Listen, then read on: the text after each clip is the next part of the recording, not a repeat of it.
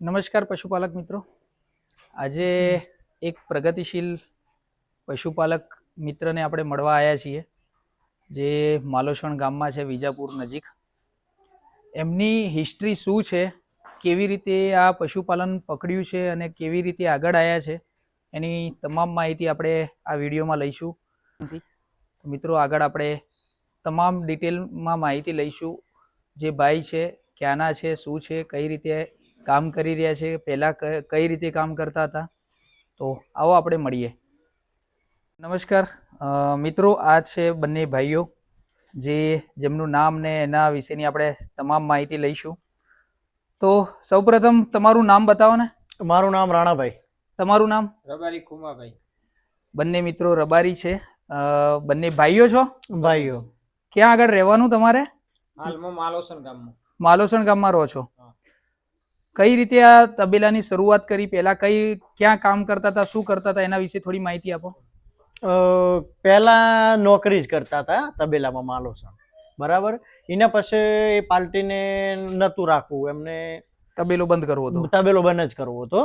એટલે પછી અમે એમની જોડે, અમારા સંબંધ સારા હતા, તો એમની જોડેથી અમે પછી તબેલો અમે લીધો. 4 વર્ષ થયા, 4થું વર્ષ. કેટલા ટાઈમથી અહીંયા કામ કરતા હતા તમે? અમે અહીંયા 15-16 વર્ષથી. 15-16 વર્ષથી તમે એક જ તબેલા પર કામ કરતા હતા? એક જ તબેલામાં કામ કરતા. પહેલા પગાર પર કામ કરતા હતા? પહેલા પગાર ઉપર કરતા હતા. પછી આ જે જાનવર છે તમે લઈ લીધા? હા, પછી અમે લઈ લીધા.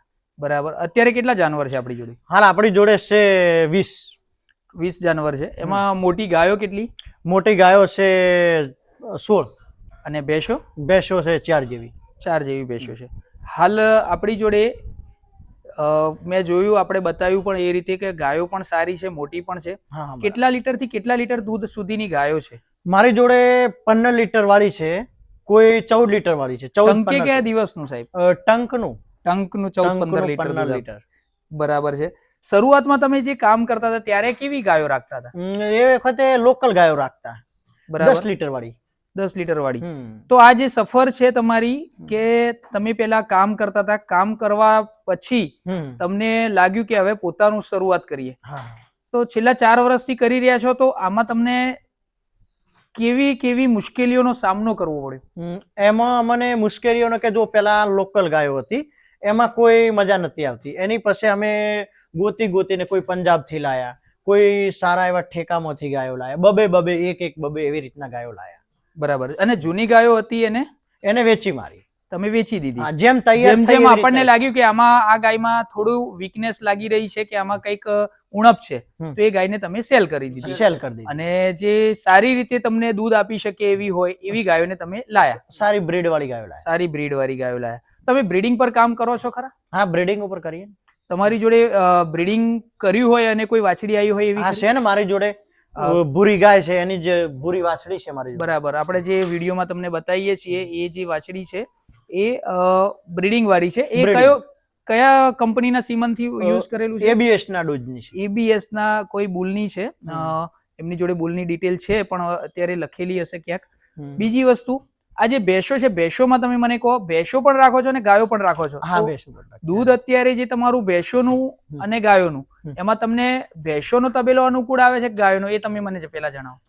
એમાં ગાયોનો અનુકૂળ આવે છે અમને. ગાયોમાં અનુકૂળતા વધારે સારી. અનુકૂળતા વધારે. સમય દોવા દે ગાયો લાંબો સમય દોવા દે છે, એના કારણથી ગાય આપણે સારી પોહાય. બરાબર છે. આ ભેંસોની થોડી હિસ્ટ્રી આપો અમને, કે તમે જે વાત કરતા હતા કે આ મહેસાણામાં કોમ્પિટિશનમાં ભાગ લીધેલો એ ભેંસ છે. એ આર્યા ભેંસ છે. આ ભેંસ છે. કેટલો ટાઈમ બાકી છે વિયાણને? અને 25 દિવસ બાકી છે.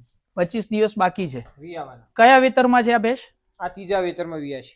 ત્રીજા વેતરમાં ભેંસ વિયા છે. પહેલા કેટલું દૂધ હતું આનું? પહેલા વેતરમાં 9 લીટર દૂધ આપ્યું ભેંસને. ટંકે 9 લીટર દૂધ આપેલું છે. ટંકનું 9 લીટર દૂધ. અને શું આશા છે આ વખતે કેટલું દૂધ કરે એવી આશા છે? આ વખતે ભેંસને કે સારો કોણદોણ આપીએ તો 12 લીટર દૂધ કરે એવી આશા છે. બરાબર.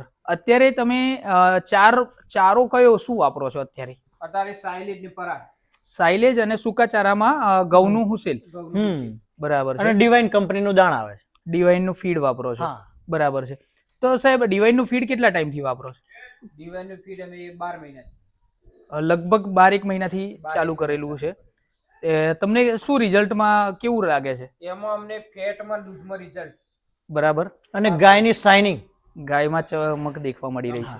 બરાબર છે મિત્રો, આ જે બંને ભાઈઓ છે, બંને ભાઈઓની આપણે મુલાકાત કરી રહ્યા છીએ અને એમના ગાયો વિશે પણ આપણે માહિતી લઈશું. આ બેઠી એ ગાયનું 30 લીટર દૂધ છે. આ જે બેઠી છે નજીકમાં, હા, નજીકમાં પાહન બેઠી આપણે ઊભી કરીશું. વટ બેટા.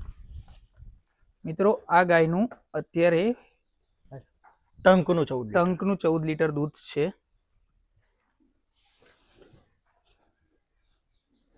ગાયની બોડી, કદ, કાઠો તમે જોઈ શકો છો મિત્રો. અને લારીમાં પણ દેખાઈ રહી છે, મતલબ ગરમીમાં પણ, હીટમાં પણ આવી હોય એવું લાગી રહ્યું છે.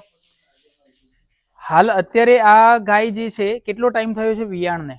આને વિયોણે 2 મહિના થઈ ગયા. 2 મહિના જેવું થઈ ગયું. 2 મહિના જેવું થયું. અને આને દૂધ કેટલા ટાઈમથી પકડી રાખ્યું છે? દૂધ હાલ 2 મહિનાથી તો એક ધારું એકનું એક જ દૂધ છે હાલ. એકનું એક 15 લીટરની આજુબાજુ દૂધ આપી જ રહી છે સવાર સાંજ થઈને. આ સવાર સવાર. લોબા ટાઈમ આપે. 15 લીટર.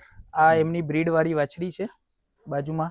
આ બ્રીડ વાળી વાછડી, એની હાઈટ પણ છે, સાઈડ ઊભી કરીને પણ બહુ બતાવો. સારી છે. 6 મહિનાની વાછડી છે ને? હા, આ 7મા મહિનામાં આવી. જઈને એને ઉઠાવો મિત્રો. આ વાછડી છે, 6 મહિનાની વાછડી છે.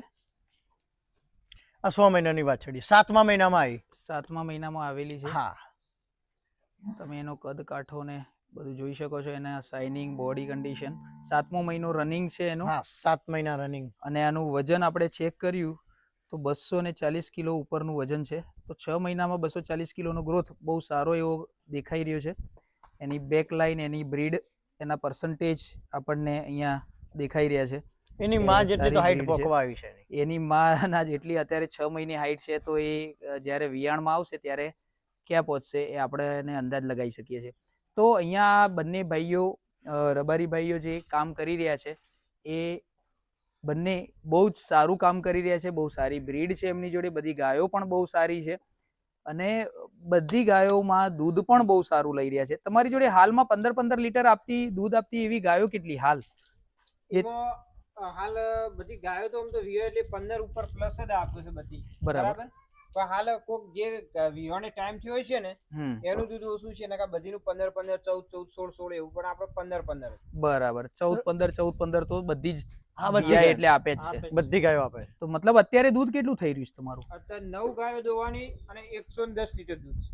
9 ગાયોમાં 110 લીટર દૂધ અત્યારે છે, જેમાં બાકડી પણ છે. બાકડી છે ને? હા, તાજું વિયાણ બધી- પણ ઓછું છે અત્યારે. તાજું વિયાણો છે. અને 6 ગાયો હજુ વિયાવાની બાકી છે. 6 ગાયો વિયાવાની બાકી છે. ઓકે. જેમાંની એક આ વ્હાઈટ જે આપણે પહેલા જોઈ વિડીયોમાં તમને બતાવીશ કે એ વ્હાઈટ ગાય પણ હવે વિયાણમાં તૈયારીમાં છે. હજુ મહિનો જેવી કાચી છે, જેના હજુ થોડા દિવસ બાકી છે. એ હજુ કેટલું અડર કરી શકે છે એની વિશેની આપણે માહિતી લઈશું. બીજી વસ્તુ તમને પૂછું છું, અત્યારે ફેટ શું આવી રહ્યો છે તમારો? ફેટ અત્યારે 3.5 થી 4. 3.5 ની આજુબાજુ આવી રહ્યો છે. પહેલા કેટલો ફેટ આવતો હતો? આજથી અઠવાડિયા પહેલા કે 10 દિવસ? હા, એ 4 4.5 ફેટ. બરાબર. તો અત્યારે ફેટ ઘટવાનું કારણ શું જાણવા મળ્યું એમાં તમને? અત્યારે ફેટ ઘટવાનું કારણ છે ગળિયાનો પ્રોબ્લેમ આવી ગયો છે. સૂકો ગળ્યો? સૂકો ગળિયો. અમને કઈ ખબર નથી કે સૂકો ગળિયાથી શેના કારણે થાય છે, કઈ રીતે. કિરણભાઈ તમે આયા અને તમે ચેક કર્યું, પછી અમને ખબર પડી કે આ તો અંદર સૂકો ગળ્યો, એના કારણથી ફેટ ઘટી ગયો. તો મિત્રો, અહીંયા અમે મુલાકાત મેં લીધી ફાર્મની, ત્યારે મને એમણે એક પ્રશ્ન કર્યો કે શેઠ, મને કિરણભાઈ આપણે જે ફેટ આવતો હતો એના કરતા ફેટ ઘટ્યો છે 4-5 દોરા, તો એનું કારણ શું? તો મેં અહીંયા દરેક ગાયના CMT કરી અને ચેક કર્યું. તો ગાયોમાં આપણે 4 ગાયો ચેક કરી તો 4 ગાયો CMTમાં પોઝિટિવ મળી. મતલબ કે સબ ક્લિનિકલ મસ્ટાઇટિસ અને ક્લિનિકલ મસ્ટાઇટિસમાં પોઝિટિવ હતી, જેને ટ્રીટમેન્ટની જરૂર છે, જેના કારણે અહીંયા ફેટ તૂટવાના ચાન્સીસ વધ્યા છે. હવે એ ફેટ તમારો કેટલા ટાઈમથી તૂટ્યો છે? તો અઠવાડિયાથી. બરાબર. તો કારણ તમને શું સમજાયું કે કેમ આ ગળ્યો કેમ આવી રહ્યો છે? ગળિયો આવવાનું કારણ કે ભેજવાળું ખવડાવવાથી. બરાબર. તમે જે ખવડાવી રહ્યા હતા વચ્ચે મિક્સમાં જવનું દોણ ભેજવાળું આવતું હતું, બીનું. અચ્છા, જેનો તમને હું વિડીયો પણ બતાવવાનો ટ્રાય. મિત્રો, આ એ ખવડાવી રહ્યા છે છેલ્લા 10 દિવસથી, હે ને? હા, 10 દિવસથી. 10 દિવસથી આ ભેજવાળી વસ્તુ છે. અને આપણે દબાઈએ છીએ તો પાણી પણ આવે છે. અને આ ઓલરેડી ભીનું જ આવે છે, બેગની અંદર પણ ભીનું જ આવે છે. આની અંદર ફંગસ અને ટોક્સિન રહેવાના પૂરેપૂરા ચાન્સીસ છે અને છે જ, જેના કારણે એમનું તંત્ર બહુ સારું ચાલતું હતું, પણ આ વસ્તુ એડ કરી એમણે તો ઘડિયાના ફેટ પ્રશ્નો કપાણ. આયા અને ફેટ પણ તૂટવાના પ્રશ્નો શરૂ થઈ ગયા છે.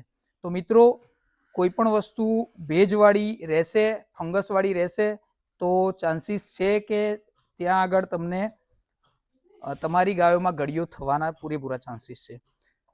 તો આ બંને મિત્રો ખૂબ સારી એવી મહેનત કરી રહ્યા છે, જે અત્યારે આપણે દેખી રહ્યા છીએ, અને એ પોતાના ફાર્મને આગળ લઈ જવા માટે ખૂબ હા. મહેનત કરી રહ્યા છે. હજુ તમારો આગળનો ધ્યેય શું છે? હજી આગળનો ધ્યેય અમારો એવો છે કે હજી ગાયો પણ વધારવી છે. ગાયો વધારવી છે, ખરીદી કરીને કે બ્રીડિંગ કરીને? ના, બ્રીડિંગ કરીને. હવે ખરીદીને કાંઈ ખરીદી કરવામાં લાખ 1.5 રૂપિયા થઈ જાય છે. બરાબર. એના હાથની આપની પોતાની બ્રીડ તૈયાર કરો ને તો બહુ સારું રહેશે. તો મિત્રો, બ્રીડિંગ પર આ બંને મિત્રો આગળ વધવા જઈ રહ્યા છે. હમ. તમારા લોકોની પણ શું રાય છે અમને જણાવજો કમેન્ટ કરીને, અને ફરીથી મળીશું નવા વિડીયો સાથે. અને કંઈ પણ હોય તો અમને કમેન્ટ કરીને જણાવો. નમસ્કાર.